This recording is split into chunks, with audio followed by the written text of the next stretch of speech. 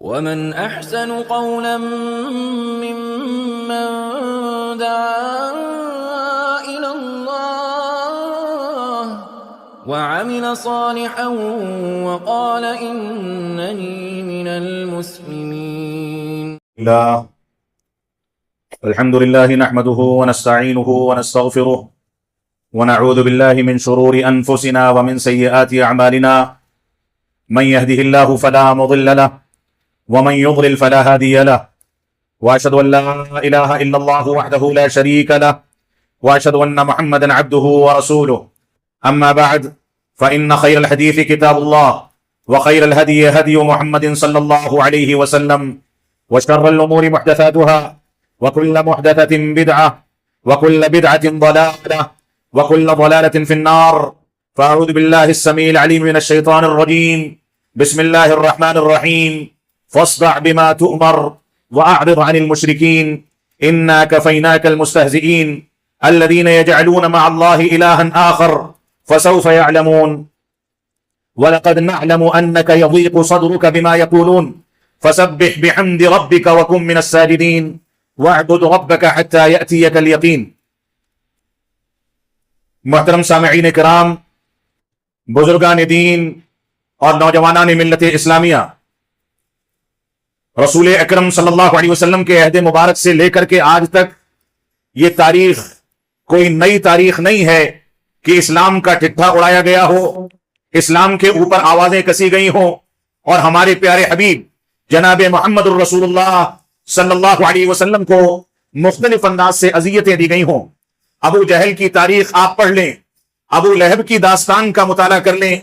رسول اکرم صلی اللہ علیہ وسلم کے ساتھ طائف میں مشرکین مکہ نے جو انداز اختیار کیا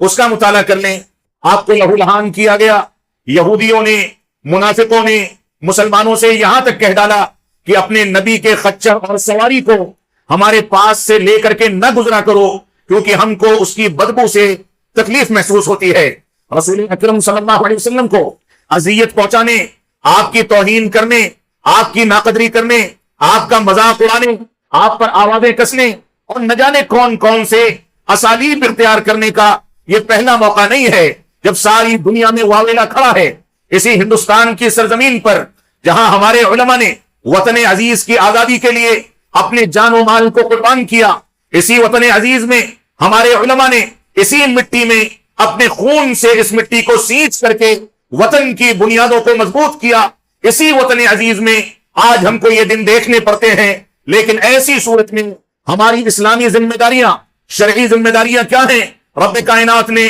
مختلف جگہوں پر اس کا تذکرہ فرما دیا۔ اللہ رب العالمین نے فرمایا فاصدع بما تؤمر واعرض عن المشرکین، اے نبی آخر الزماں، آپ کو جو کچھ حکم دیا جاتا ہے اس کے مطابق چلتے رہیں، آپ کو جو کچھ حکم دیا گیا اس کو بجا لائیں، آپ کو جو کچھ حکم دیا گیا اس پر عمل کریں، اس کے مطابق چلیں۔ واعرض عن المشرکین، اور یہ مشرکین مکہ، یہ اسلام دشمن، یہ آپ کا ٹھٹھا اور مذاق اڑانے والے، یہ جتنے بھی لوگ ہیں، جتنے بھی اسالیب اختیار کر لیں، آپ ان سے اعراض کریں، پیٹ پھیر کر کے نکل جائیں، ان کی باتوں میں الجھ کر کے اپنے آپ کو ہلکان نہ کریں بلکہ صبر و تحمل سے کام لیں۔ واعرض عن المشرکین، ان مشرکوں سے آپ اعراض کر لیں، پیٹ پھیر لیں، ان کے راستے پر نہ چلیں بلکہ اپنے راستے پر چلتے ہوئے اسلام کے دعوت و تبلیغ کے مشن کو، اسلامی تاریخ کے مشن کو، اسلام کو آگے بڑھانے کے مشن کو آپ اس کو ہمیشہ اپنے سامنے رکھ کر کے اس کے مطابق زندگی کو ڈھالتے رہیں۔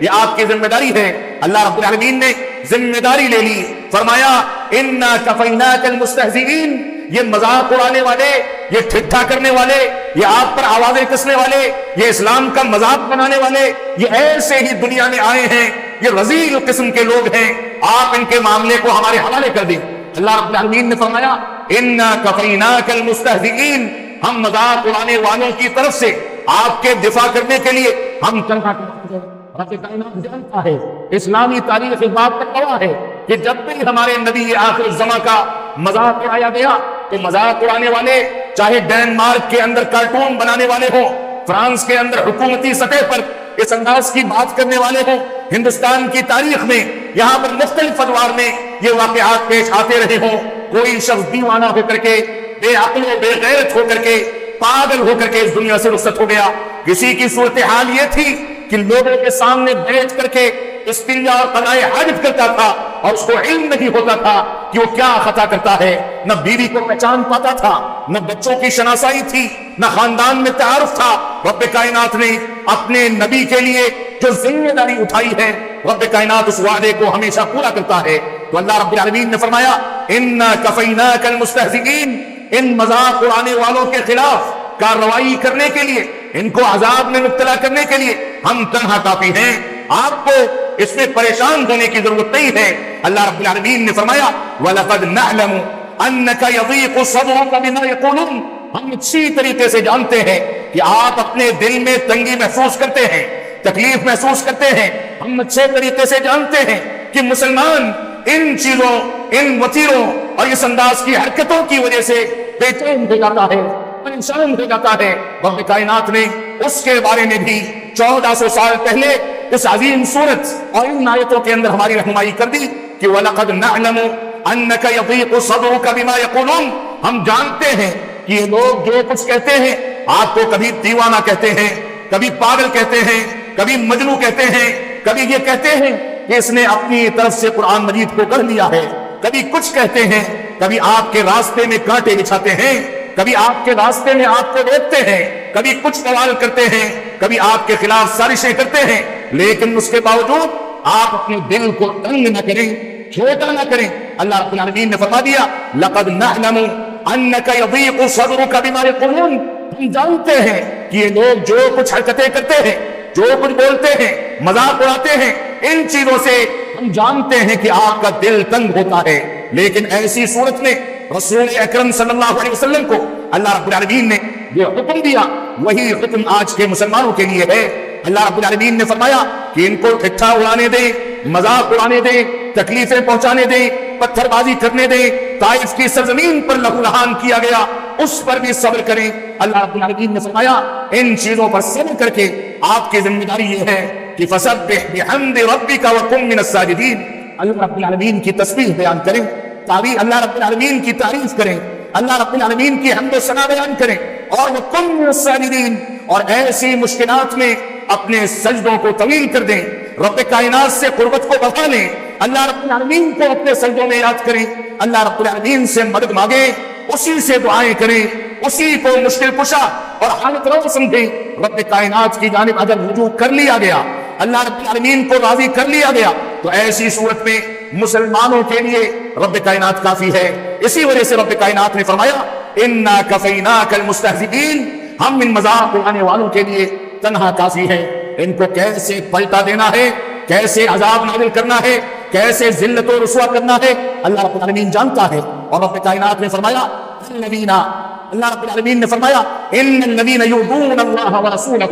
لعنهم اللہ فی الدنیا والآخرہ, جن لوگوں پر جو لوگ اللہ اور اس کے رسول کو اذیت پہنچاتے ہیں, تکلیفیں دیتے ہیں, ان کا مذاق اڑاتے ہیں, دین اسلام پر چلنے والوں کو طعن و تشنیع کے ذریعے دنیا میں مجروح کرنے اور ذلیل کرنے کی کوشش کرتے ہیں. اللہ رب العالمین نے فرمایا ان الذین یؤذون اللہ ورسولہ, اللہ رب العالمین فرماتا ہے کہ جو لوگ اللہ اور اس کے رسول کو اذیت دیتے ہیں لعنہم اللہ فی الدنیا والآخرہ, دنیا میں بھی اور آخرت میں بھی ان کے لیے لعنت ہے. اور اللہ رب العالمین نے فرمایا کہ ہم نے ان کے لیے رسوائی پیدا کرنے والا, ان کو رسوا کرنے والا دردناک عذاب آخرت میں تیار کر رکھا ہے. یہ رب کائنات کا وعدہ ہے. تو آپ خود سوچیں, ایک ایسا کام, ایک ایسی ذمہ داری جس کا قرآن مجید کے اندر اعلان کر دیا گیا ہو, اور وہ کوئی نئی بات یا نیا اتحام یا نیا خطہ نہ ہو, کہ پرانے دور سے یہ سلسلہ چلا آ رہا ہے, اور منافقین نے, مشرکین نے, کفار نے, اسلام دشمنوں نے دنیا کے ہر خطے میں یہ اسالیب اختیار کیے, لیکن کوئی کبھی کامیاب نہیں ہو سکتا. ہماری ذمہ داری یہ ہے کہ ہم رب کائنات کی تعریف کو بڑھا دیں. ہماری ذمہ داری یہ ہے کہ ہم اللہ رب العالمین کی حمد ثنا کرنے لگیں. ہماری ذمہ داری یہ ہے کہ ہم سجدہ ریز ہو کر کے رب کائنات کے آگے رات کی تاریکی میں روئیں اور گڑگڑائیں, اللہ رب العالمین کو یاد کریں, توبہ و استغفار کریں, اور ان ناکارہ افراد, اذیت پہنچانے والے اور ذلیل و خوار لوگوں کے معاملات کو رب کائنات کے حوالے کر دیں. اللہ کی قسم, یہ مظاہرے, یہ بے چینیاں جو مسلمانوں کے بعض طبقوں نے اختیار کر رکھی ہے, یہ ہمارے لیے نقصان دہ ہے۔ ہماری ذمہ داری یہ ہے کہ نبی آخر الزمان کی توہین کی جائے، کہ ہم صبح صلاۃ فجر میں بیداری سے لے کر کے صلاۃ عشاء کے بعد سونے کے وقت تک، اور سونے کے وقت سے لے کر کے صبح صلاۃ فجر کے وقت تک اپنی زندگی کا جائزہ لیں کہ ہمارے نبی نے تو ہم کو لیٹنے کے آداب بھی بتائے ہیں، کھانے پینے کے آداب بھی سکھائے ہیں۔ ہمارے نبی نے ہم کو یہ بھی بتایا کہ بیت الخلا میں کیسے داخل ہونا ہے، یہ بھی سکھایا کہ بیٹھنا کیسے ہے، یہ بھی بتایا کہ پانی سے آب دست کیسے لینا ہے، یہ بھی بتایا کہ نکلنے کے آداب کیا ہیں۔ ہمارے نبی نے چڑھائی پر چڑھنے کے آداب بتائے، ڈھلان پر اترنے کے آداب بتائے، مسجدوں کے آداب بتائے، راستے میں چلنے کے آداب بتائے۔ اور کفار و مشرکین اور بالخصوص یہود و نصارہ نے جب عمر بن خطاب رضی اللہ عنہ کے سامنے کہا کہ اگر الیوم اکملت لکم دینکم واتممت علیکم نعمتی، یہ آیت کریمہ ہمارے دین میں نازل ہوتی تو آیت کریمہ کے نزول کے دن کو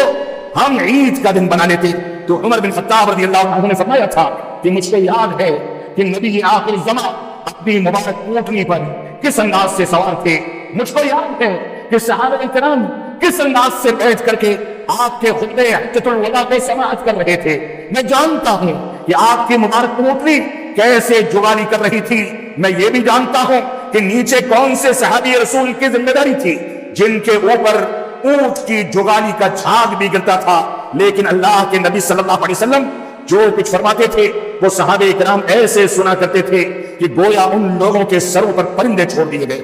اگر ہلیں گے تو پرندہ اڑ جائے گا۔ یہ کیفیت دین کی جانب رجوع کرنے کی، یہ صفت ہماری ذمہ داری ہے کہ ہم اس بات کو لے کر کے چلیں۔ اور اسی طریقے سے جب ٹھٹھا اڑایا گیا کہ تمہارا نبی کیسا ہے کہ تم کو استنجا اور قضاء حاجت کے آداب بھی بتاتا ہے، تو صحابہ کرام نے بردستہ کہا کہ ہاں ہمارا نبی ہم کو ایسے ہی لے کر کے چلتا ہے جیسے ایک ماں اپنے بچے کو انگلی پکڑ کر کے چلنا سکھاتی ہے۔ ہمارا نبی ہمارا ویسے ہی خیال کرتا ہے جیسے ایک ماں اپنے بچے کو ہر چیز کی تمیز سکھاتی ہے، ویسے ہی ہمارا نبی ہم کو یہ بھی بتاتا ہے کہ چھینکنے کے آداب کیا ہے۔ ہمارا نبی ہم کو یہ بھی سکھاتا ہے کہ بیت الخلا کے آداب کیا ہے۔ ہمارا نبی ہم کو یہ بھی بتاتا ہے کہ ہم لوگوں سے معاملات کریں، تجارت کریں، لین دین کریں تو اس کا طریقہ، اس کا ضابطہ کیا ہونا چاہیے۔ یہ ہمارے نبی کی سب سے بڑی عظمت ہے کہ وہ امت اسلامیہ کے لیے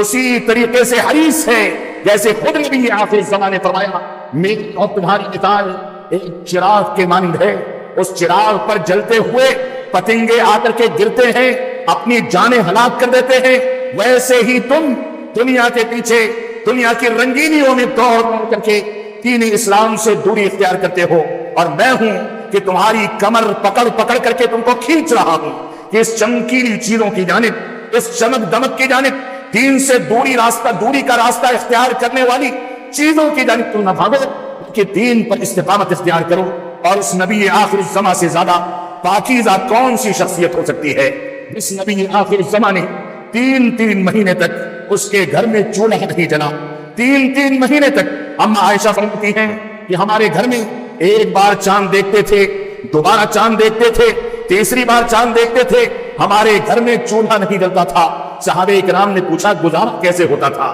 پیٹ کیسے پلتا تھا؟ تو فرماتی ہیں علی الاسودین، دو سیاہ چیزوں پر کھجور کھاتے تھے، پانی پی لیتے تھے، تین مہینہ اسی پر گزارا کرتے تھے۔ اور ابو داؤد کی وہ حدیث دیکھیں جس میں رسول اکرم صلی اللہ علیہ وسلم اپنے مبارک حجرے سے نکلتے ہیں، دیکھتے ہیں کہ آنے والے وقت میں اسلام کا جو پہلا خلیفہ یعنی ابو بکر صدیق اور اسلام کا دوسرا خلیفہ عمر بن خطاب رضی اللہ تعالی عنہ یہ بھی مدینہ کی گلیوں میں پریشان حال گھوم رہے ہیں، پریشانی ہے،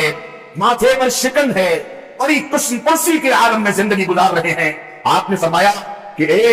ابو بکر و عمر، تم دونوں کو اس وقت باہر نکلنے پر کس چیز نے مجبور کیا ہے؟ دونوں کے دونوں پاکیزہ شخصیت کے حامل کہتے ہیں کہ اے پیارے حبیب، ہمارے گھر میں نہ کھانے کے لیے کچھ ہے نہ پینے کے لیے کچھ ہے، ہم نکلے ہیں کہ نکل کر کے دیکھیں کہ کوئی شخص ہو جس کے پاس کھانے پینے کے لیے کچھ سامان ہو۔ اللہ کے نبی صلی اللہ علیہ وسلم پر ہمارے ماں باپ، ہمارا خاندان، ہمارا کاروبار، ساری کی ساری کائنات قربان جائے۔ رسول اکرم صلی اللہ علیہ وسلم نے فرمایا کہ اس ذات کی قسم جس کے ہاتھ میں میری جان ہے، اس ذات کی قسم جس کے ہاتھ میں میری جان ہے، مجھ کو بھی اسی بھوک اور پیاس نے نکالا ہے، اس بھوک اور پیاس نے تم دونوں کو نکالا ہے، میں بھی بھوکا ہوں، میں بھی پیاسا ہوں، چلو کہیں تلاش کرتے ہیں کوئی چیز مل جائے۔ اور بعض روایات میں ملتا ہے کہ آگے بڑھے، ایک صحابی رسول کے گھر پر پہنچے، انہوں نے ایک خاموشی سے ایک بکری ذبح کی، اس کا کھانا بنایا، لا کر کے پیش کیا، تو اللہ کے نبی صلی اللہ علیہ وسلم ان دونوں کو مخاطب کر کے کہتے ہیں ثم لتسألن یومئذ عن النعیم، تم لوگوں سے قیامت کے دن ان نعمتوں کے بارے میں، کھانے پینے کے بارے میں، یہ جو چیزیں تم استعمال کرتے ہو، ان کے بارے میں آخرت میں سوال کیا جائے گا۔ اتنی پاکیزہ شخصیات، اتنی عظمت رکھنے والا نبی آخر الزمان، جس نے جب مشرکین مکہ نے چیلنج کر دیا کہ آپ کو اگر سچا نبی بنانا ہے یا ماننا ہے تو آپ چاند کے 2 ٹکڑے کر کے دکھائیں، صحیح بخاری کی روایت ہے، اللہ رب العالمین نے اجازت دی، آپ نے چاند کی جانب اشارہ کیا، چاند 2 ٹکڑے ہو گیا۔ یہ نبی آخر الزمان جناب محمد رسول اللہ صلی اللہ علیہ وسلم کی عظمت کی چھوٹی سی مثال ہے۔ آپ کی عظمت کا کیا کہنا؟ قبر کے اندر 3 سوالوں میں سے ایک سوال نبی آخر الزمان کے بارے میں کیا جائے گا۔ آپ کی عظمت کا کیا کہنا؟ آپ کو شفاعت عظمی عطا کی گئی۔ آپ کی عظمت کا کیا کہنا؟ آپ کو کوثر عطا کیا گیا، جس سے ایک شخص ایک بار سیراب ہو جائے تو کبھی بھی پیاسا نہیں ہوگا۔ رسول اکرم صلی اللہ علیہ وسلم کی ایک جانب یہ عظمت ہے، اور دوسری جانب گھر میں 3 مہینے تک چولہا نہیں جلتا۔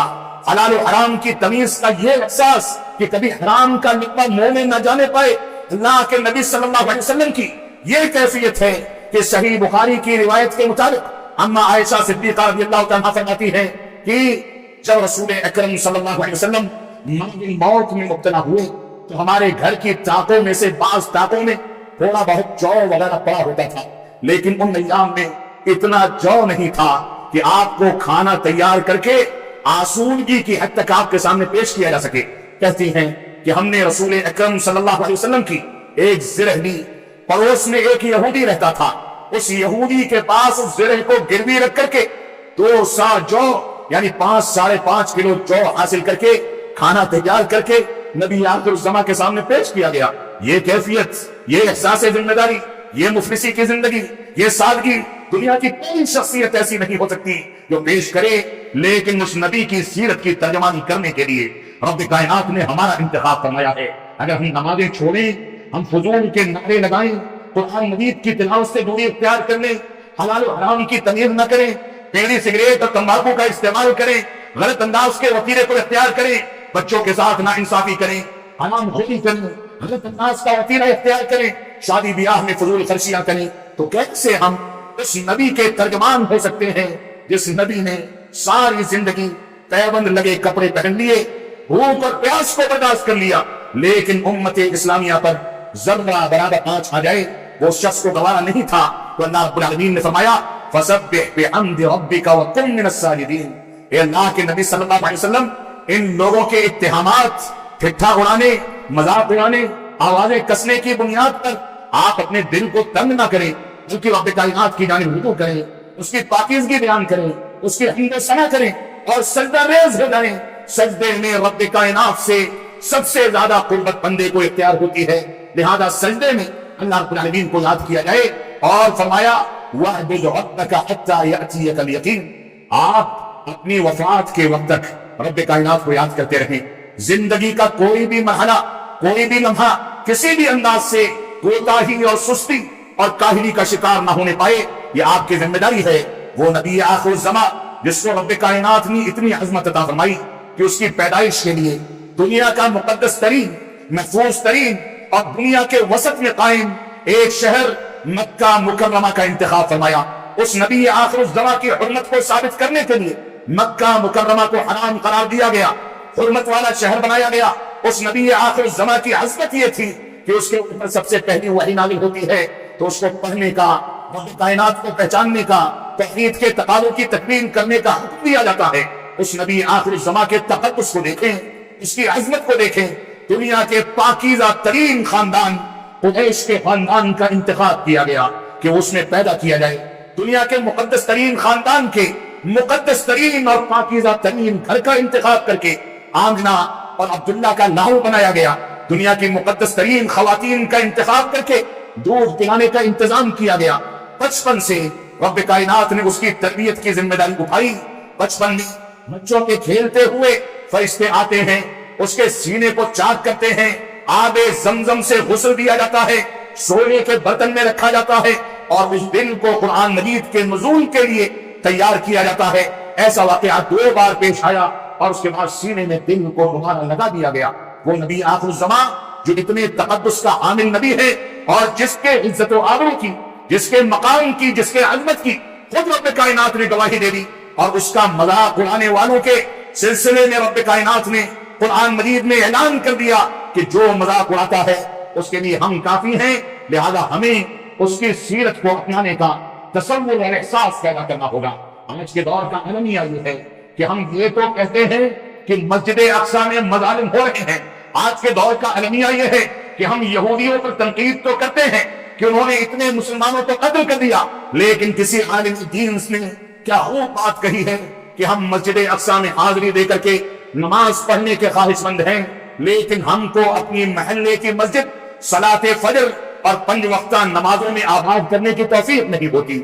ہم جب تک اپنے محلوں کی مسجدوں کا حق ادا نہ کر دیں، جب تک رب کائنات کا حق ادا نہ کر دیں، توحید کے تقاضوں کی تکمیل نہ کر دیں، اتباع رسول کو نہ بجا لائیں، جب تک یہ چیز مکمل نہیں ہو سکتی۔ اس وجہ سے نبی آخر الزمان کی توہین کرنے والے جو کہ دنیا کے بدترین لوگ ہیں اور رب کائنات ان کا انجام برا کرنے والا ہے، ایسے واقعات پر ہم کو قانونی چارہ گوئی سے باہر نکل کر کے کوئی دوسرا قدم نہیں اٹھانا چاہیے، لیکن اس سے کہیں زیادہ بڑی ذمہ داری ہماری یہ ہے کہ ہم نبی آخر الزمان کے مطابق اپنی اخلاقی زندگی کو ڈھالیں۔ اس نے جیسا کہا ویسے چلیں، اس نے جیسے پانی پینے کے آداب بتائے ویسے پانی پئیں، جو چیزیں کمانے کا حکم دیا ان چیزوں کو کمائیں، جن چیزوں کو ادا کرنے کا حکم دیا ان کو ادا کریں، اور جن چیزوں سے روک دیا ان سے دوری اختیار کریں۔ یہ ہماری ذمہ داری ہے۔ نبی آخر الزمان سے محبت کا بنیادی تقاضا یہ ہے کہ اللہ کے امام شافعی رحمۃ اللہ علیہ فرماتے ہیں لو کان حبک صادقا لاطعته ان المحب لمن يحب مطیع، کہ اگر تمہاری محبت سچائی کے ساتھ ہوتی، محبت سچی ہوتی، محبت میں تم سچے ہوتے، صادق ہوتے، تو اللہ کے نبی صلی اللہ علیہ وسلم کی اطاعت کرتے۔ لأن المحب لمن يحب مطیع، لیکن محبت کرنے والا جس سے محبت کرتا ہے اس کا مطیع و فرمانبردار ہوتا ہے۔ اس نبی آخر الزمان نے ہم کو حجۃ الوداع کے موقع سے خواتین کے ساتھ بہتر سلوک کرنے کا حکم دیا۔ اس نبی آخر الزمان نے حجۃ الوداع کے موقع سے خادموں کے ساتھ بہتر سلوک کرنے کا حکم دیا۔ اس نبی آخر الزمان نے ہم کو خواتین کے ساتھ بہتر سلوک اور نمازوں کی پابندی کا حکم دیا۔ اس نبی آخر الزمان نے ہم کو حجۃ الوداع کے موقع سے بھی بار بار اس بات کی تاکید کی کہ تم سود سے دوری اختیار کرو، حرام خوری سے دوری اختیار کرو۔ اس نبی آخر الزمان نے حجۃ الوداع کے موقع سے جو عظیم پیغام ہمارے سامنے پیش کیا، آج ہم اگر اپنی گرفتوں میں جھانکے تو حقیقت میں ان وصیتوں کا گلا گھونٹنے والا ہم سے زیادہ جرأت مند کوئی نہیں ہو سکتا۔ نبی آخر الزمان کے بارے میں صحیح بخاری کی روایت کے مطابق اما عائشہ صدیقہ رضی اللہ عنہا فرماتی ہیں کہ اللہ کے نبی صلی اللہ علیہ وسلم مرض موت میں مبتلا تھے، ایک بار اپنے مبارک چہرے پر چادر ڈالتے تھے، ایک بار ہٹاتے تھے۔ عالم یہ تھا اس کیفیت کا کہ ایک صحابی رسول تر و تازہ مسواک لے کر کے داخل ہوتے ہیں، اللہ کے نبی صلی اللہ علیہ وسلم ایک بار مسواک کی جانب دیکھتے ہیں، ایک بار اما عائشہ کی جانب دیکھتے ہیں، وہ سمجھ گئیں، انہوں نے مسواک لیا، اپنے مبارک منہ سے چبایا، رسول اکرم صلی اللہ علیہ وسلم کے مبارک منہ میں داخل فرمایا۔ مسواک چبانے کی سکت اور طاقت نہیں تھی،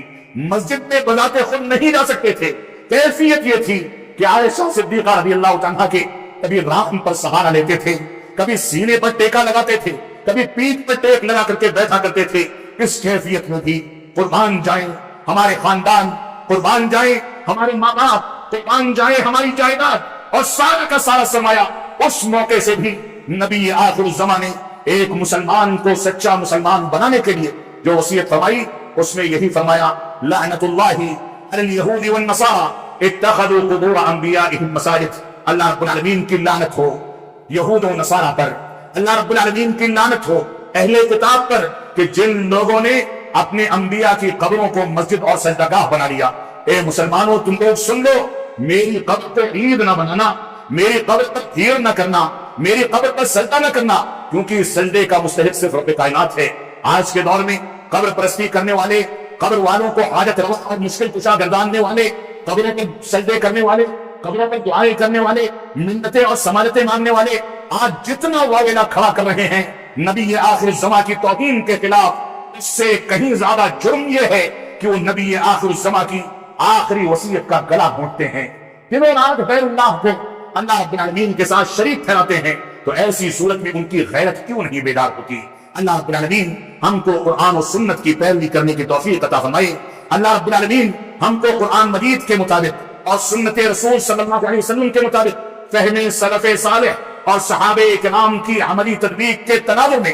عمل پیرا ہو کر کے زندگی گزارنے کی توفیق عطا فرمائے۔ ہم جب تک جئیں تب تک اسلام پر جئیں، جب ہمارا خاتمہ ہو تو ایمان پر ہو۔ وبارک اللہ لنا ولکم فی القرآن المجید ونفعنی وإیاکم بالآیات والذکر الحمید انہ تعالی جواد کریم ملک بر الرؤوف الرحیم۔